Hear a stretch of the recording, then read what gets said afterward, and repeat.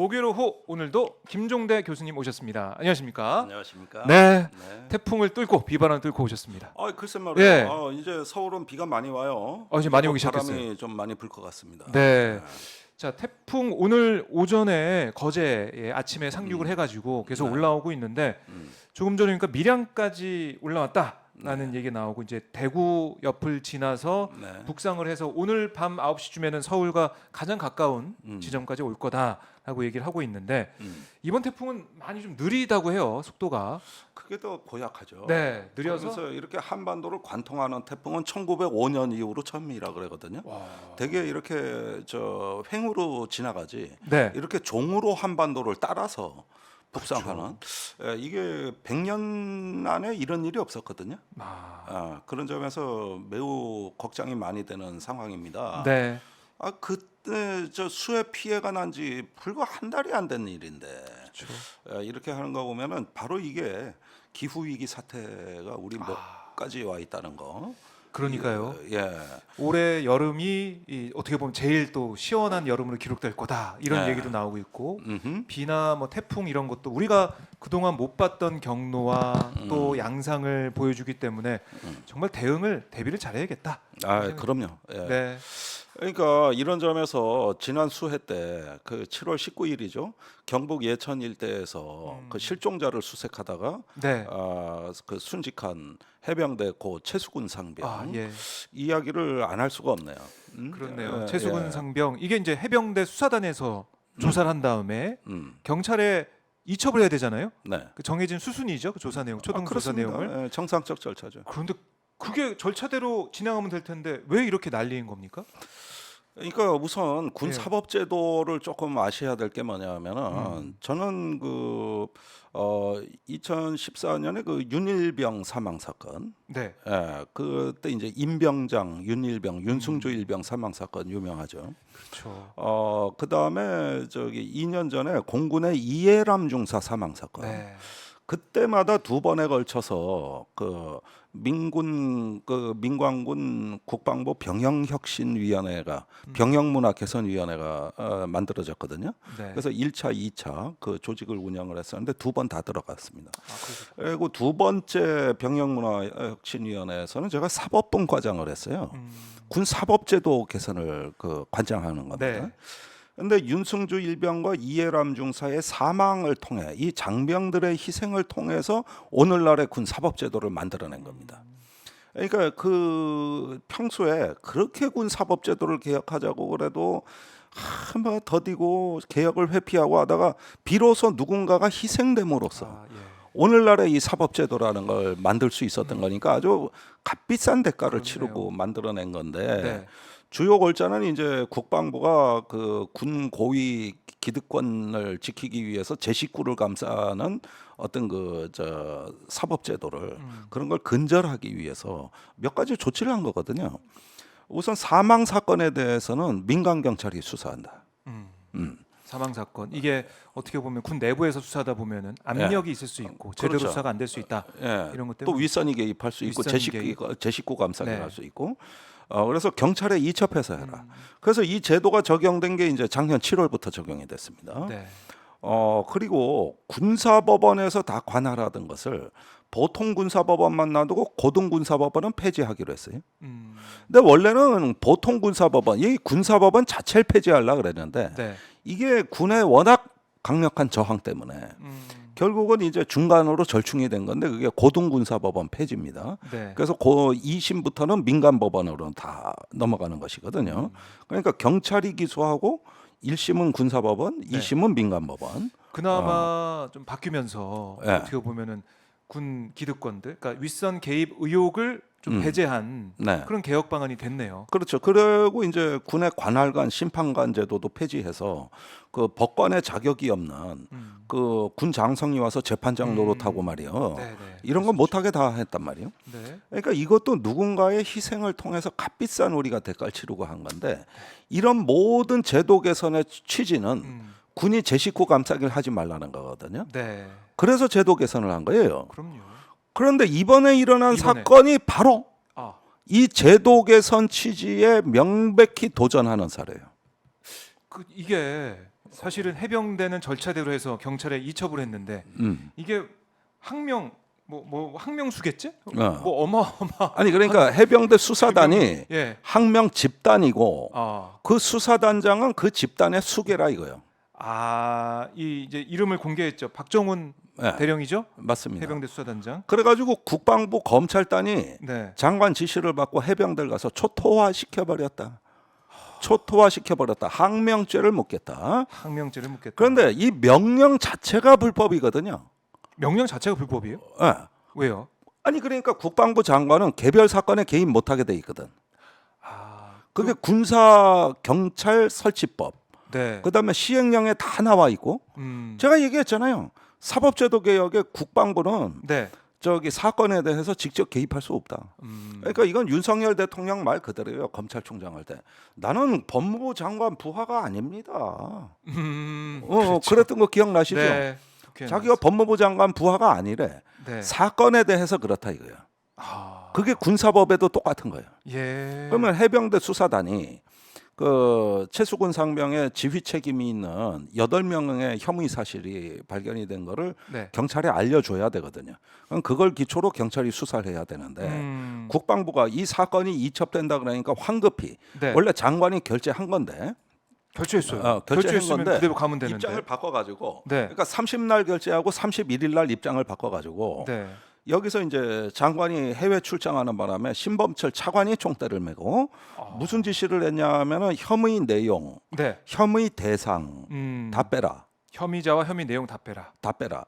그다음에 과실치사라는 죄명도 빼라. 허. 그다음에 수사가 아니라 조사라고 표현도 바꿔라. 그러니까 해병대 수사단에서 하는 건 수사가 아니다. 조사다. 예. 그런 식으로 해서. 그래가지고 내용 없이 넘기라는 건데 그 뭔가요? 이게 예. 인계서의 기본 양식이 혐의 대상, 혐의 내용이 들어가야 되거든. 제목하고. 그렇죠. 아니 그게 양식에 정해져 있는 거 아니에요? 원래 맞아요. 원래 정해져 있어요. 쓰게 돼 있죠. 예. 그걸 근데 빼라? 그걸 빼라. 이게 너무하네요. 아주 노골적인 외압을 행사한 건데 네. 이래놓고 또 지금은 외압을 행사한 적 없다고 또 발뺌을 해요? 지금 신범철 국방부 차관은 이 사단장 빼라. 거기서 이제 사단장 빼라 이런 문자를 보낸 적이 없다. 억울하다 이렇게 입장은 내놨습니다. 그건 말장난인데 사단장을 빼라고 했든 말든 대상자 전원을 빼라 그런 거기 때문에 사단장을 빼라고 한 게 없다는 말은 맞을 수도 있지. 그러나 그렇네요. 사단장이건 연대장이건 대대장이건 간에 네. 적시하지 마라. 다 빼라. 이 얘기예요. 그래요. 그러니까 이 신차관 같은 연합뉴스 통화에서 뭐라고 했냐면 해병대 사령관에게 문자를 보낸 적이 전혀 없다. 억울하다 이런 건데. 아니 문자는요. 네. 해병대 사령관이 차관한테서 이런 문자가 왔다고 수사단장한테 보여준 거예요. 보여줬는데 거기에 뭐라고 돼 있냐면 혐의 대상, 혐의 내용, 그다음에 저 과실치사라는 죄명 빼라 이래놓고 그 다음에 한마디 덧붙였어요. 네. 해병대 왜 이렇게 말을 안 듣습니까? 아니 시키면 시키는 대로 하지. 세네요. 해병대 왜 이렇게 말을 안 듣습니까? 그러니까 이 이야기를 해병대 사령관이 수사단장한테 보여주며 설명을 한 거예요. 이렇게 국방부에서 왔다. 그런데 이제 문자 보낸 적 없다. 그거야 포렌식 해보면 하는 거지. 네. 그리고 여기서 수사를 해봐야겠네요. 문자가 존재하느냐 마느냐가 핵심이 아니라 네. 그런 지시를 한 적이 있냐 없냐 아니요. 근데 행위. 사단장을 빼라고 한 적 없다. 야, 네. 이렇게 얄팍하게 다 빼라 그랬잖아. 다 사건 자체를 뭉개라 그랬잖아. 그러면 사단장은 당연히 들어가는 거죠. 네. 예. 그래요. 그래서 지금 뭐 이제 진실 공방처럼 흘러가고 있는데 진실 공방, 그러니까 국방부와 이 박 대령 수사단장의 말이 마치 공방을 벌이는 것처럼 가고 있지만 핵심은 그게 아니라는 거죠. 뭐 아이 그렇죠. 공방으로 끝나고 이게 뭐 어떻게 보면은 그냥 공방으로 묻혀가지고 그러니까 흘러가게 되어서는 안 된다. 국방부는 해병대 수사단이 경찰에 이첩한 그 서류를 어떻게든 막으려고 그랬어요. 그런데 때가 늦었는데 넘겨줬거든. 그렇죠. 지시를 했는데도 네. 그러니까 경북경찰청으로 찾아가서 국방부가 그 문서를 회수해 왔다는 거예요. 열심히 했네요. 그러니까 이게 시민단체도 물론이지만 국가기관, 네. 그 국가인권위원회에서도 성명이 나왔어요. 이건 해도 너무하거든. 그래서 그 인권위에서조차. 이첩 서류 경찰에 돌려주라고. 네. 어. 아니 이게 국방부 장관의 결재가 있고 그대로 해병대 수사단에서는 실행을 한 건데 이거 이제 막은 거 아니에요? 그러니까 하루 만에 막은 거고 그럼 하루 만에 막게 된 외부의 어떤 힘이 작용했든 아니면 내부에서 어떤 논의를 했든 간에 뭐가 달라지는 게 있었기 때문에 이런 아니 지시가 그러니까 있었던 거 아니에요? 저기 그 지시를 해병대 사령관한테 수사단장이 말을 안 들으니까 네. 저기 해병대 사령관한테 하는데 이건 해병대 사령관이 입장 밝혀야 될 거 아닙니까?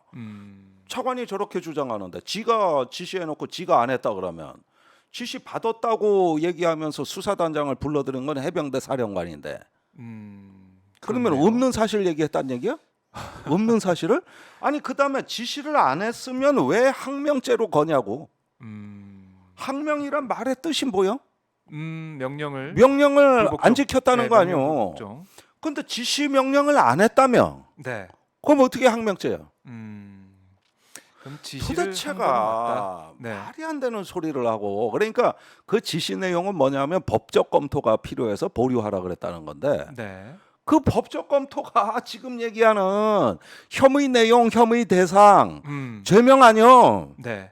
여기에 개입하는 게 법적 검토 아니요. 아, 그러면 개입 맞잖아. 그렇죠. 그렇죠. 그런데 개입을 또 안 했다 그러면서 항명이라고 얘기해야 되는 이 모순된 상황. 참 이거 하루 저희 만에 개판낸 거예요. 시청자들이- 잼버리 대회보다 더 개판이야 이거. 시청자들이 이제 들으시면은 왜? 아니 그러니까 지시가 있었으니까 그 지시를 어긴 사람한테 항명죄를 적용한 거니까 지시 있었다는 건 부인할 수 없는 건데 네. 정말 왜 그런 지시가 있었느냐 그러면 왜 그랬을까 이것도 좀 궁금한 거 아닙니까? 왜 그런데 무리해 가면서 그거는 말이에요. 네. 그 지금 해병 1사단장이 임재근 소장인데 임성근 임성근 소장이 예, 사단장인데 소장. 이 사람이 소령 때 네. 그때가 이명박 정부 때입니다. 그때 청와대 파견 가서 네. 대외전략비서실의 행정관으로 근무를 했어요. 아. 그때 대외전략비서관이 누구냐? 네. 지금 안보실 차장 김태효야. 그래요. 그래서 여기서 안보실 개입 흔적이 계속 나오는 게 네. 우린 충분한 이유가 있다고 보는 거예요. 그 의혹을 가질 수밖에 없다. 윗선의 그다음에 개입. 네. 그때 대령으로 와 있던 사람이 누구냐? 네. 지금 이종섭 장관이에요. 요 세 명이 예. 한 사무실에 근무했다고. 그런 그렇게 된 거예요. 또 인연이 있군요. 그러니까 안보실에서부터 이거 뒤집기가 시작된 거예요. 안보실에서. 안보실에서 지금 국방부 그래서 차관이 다 가능성이 있다. 뒤집어 쓴 거예요. 그러니까. 하. 그리고 지도 빠져나가려니까 저 논란이 더 커지는 건데 어허. 김태효나 대통령실 지켜주려면 신체관은 더 이상 부인하시면 안 돼. 지가 뒤집어 써야지. 이 법적 검토 필요해서 이런 지시를 내렸다라고까지는 해야지 윗선까지 더 이상 안 올라갈 수밖에 그러니까 없다. 그건 얘기하고 있는 거죠. 네.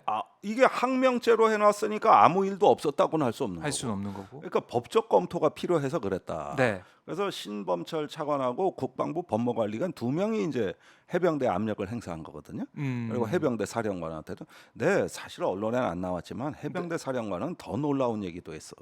뭐라 그 그랬어요? 수사단장한테 뭐라고요? 대통령 지시라 그랬어. 그래요? 그다음에 이유도 얘기했어요. 뭐예요?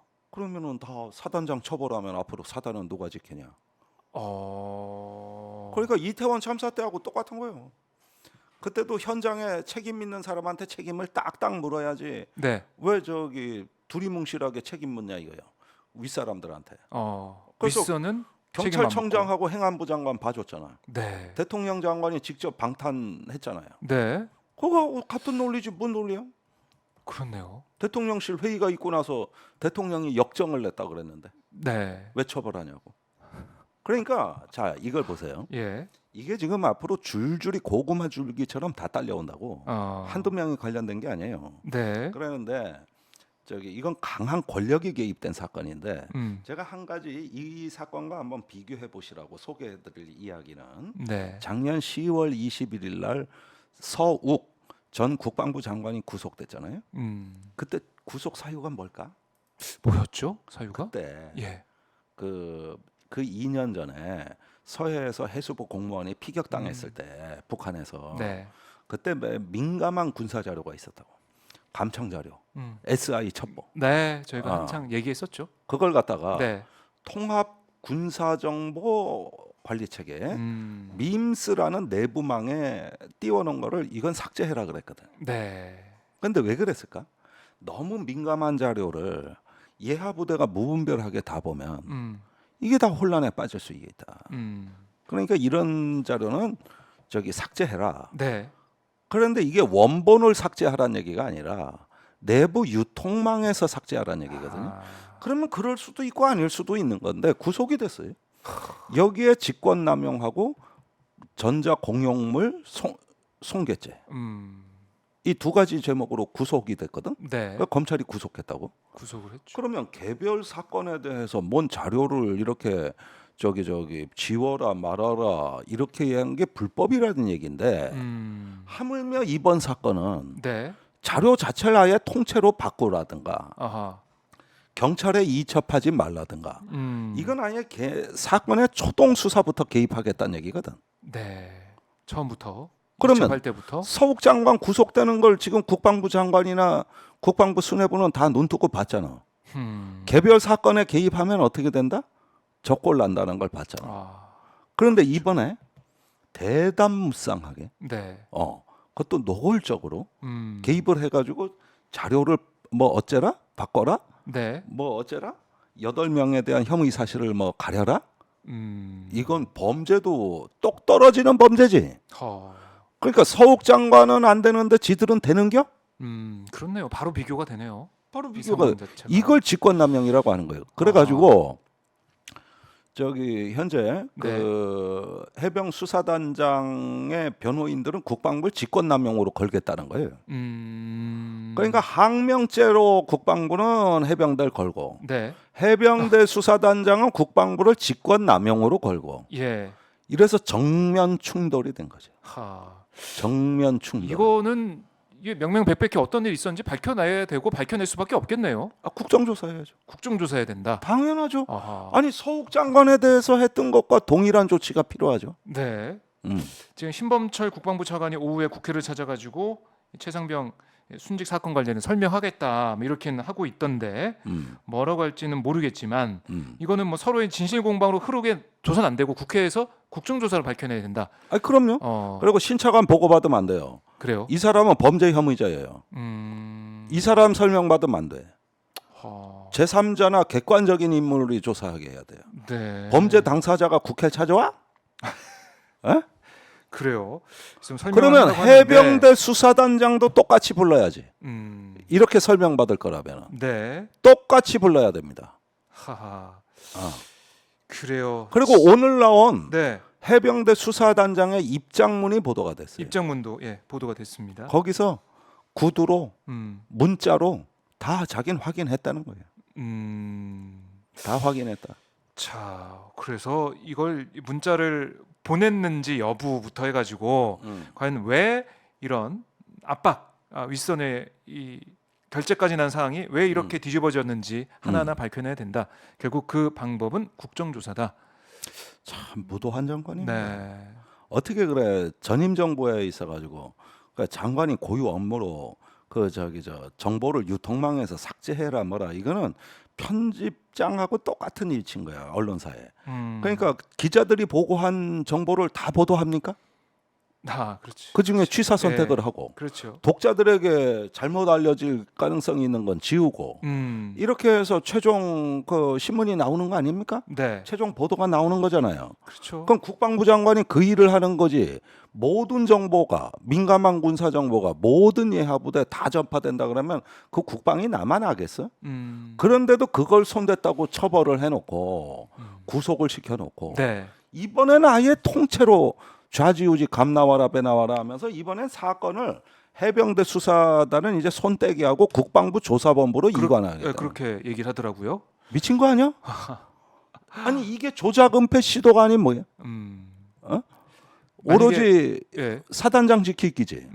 국방부에서 조사해가지고 지금 해병대 수사단과의 조사 내용과 좀 다른 결과로 나오게 된다면 이것도 참 우스운 거 아닙니까?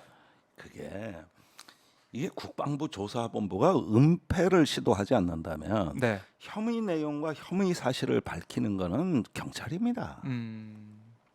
그건 경찰이 하는 거고 그렇게 하게 돼 군은 있고 협조만 하게 돼 있는 프로세스가 그렇게 돼 있고 거예요. 해병대 법에. 업무를 방해했다는 거는 경찰 수사에 협조하지 않겠다는 뜻이야. 그 얘기요. 그래요. 어.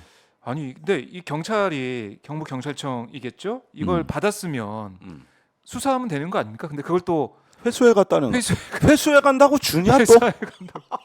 그것도 참 한 이해가 번 안 받은 되더라고요. 인계 받은 서류를 예. 주냐고. 아니 이게 법의 이 프로세스에 따라 가지고 받아서 이제 수사하면 되는데 그걸 받으러 왔다고 해서 아 가져가세요 이렇게 줘버리는 것도 너무 웃겨요. 웃기는 거예요, 그게.